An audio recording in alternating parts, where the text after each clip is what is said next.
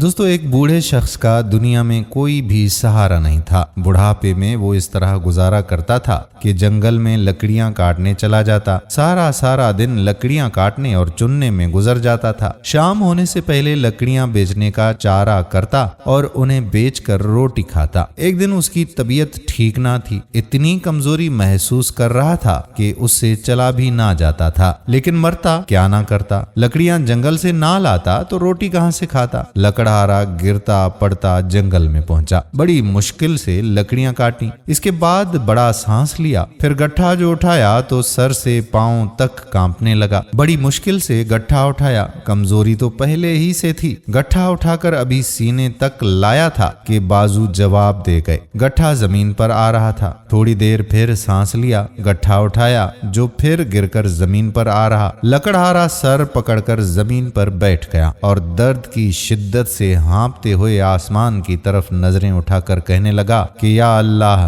बुढ़ापे में किस तरह मैं ये मुशक्कत करूं। मुझसे तो अपना आप नहीं उठाया जाता। इतना भारी गट्ठा कैसे उठाऊं। मेरी किस्मत का सितारा कब तक गर्दिश में रहेगा। इस जीने से तो मौत बेहतर है। ऐ मौत, मुझे इस दुनिया से उठा ले। ये सुनते ही अचानक मौत एक तरफ से नमूदार हुई। बोली, मुझे किस वास्ते जंगल में पुकारा है। मौत को देखते ही बूढ़े पर दहशत तारी हो गई। थर थर कांपने लगा और रुक रुक कर कहा, मैंने तुम्हें इस वास्ते जंगल में पुकारा है कि इस जंगल में दूर और नजदीक कोई नजर नहीं आ रहा है। ये गट्ठा उठाकर मेरे सर पर टिका दो। तो दोस्तों, मौत के खौफ से हर इंसान थर थर कांपने लगता है। कभी भी मौत की तमन्ना मत कीजिए। मौत बरहक है, वो अपने अटल वक्त पर जरूर आएगी। उम्मीद करते हैं कि ये वीडियो आपको जरूर पसंद आई होगी और अपने दोस्तों के साथ इसे शेयर भी करेंगे। आने वाली वीडियो तक अपने मेजबान कादिर बख्श कल्होड़ो को इजाजत दीजिए। अल्लाह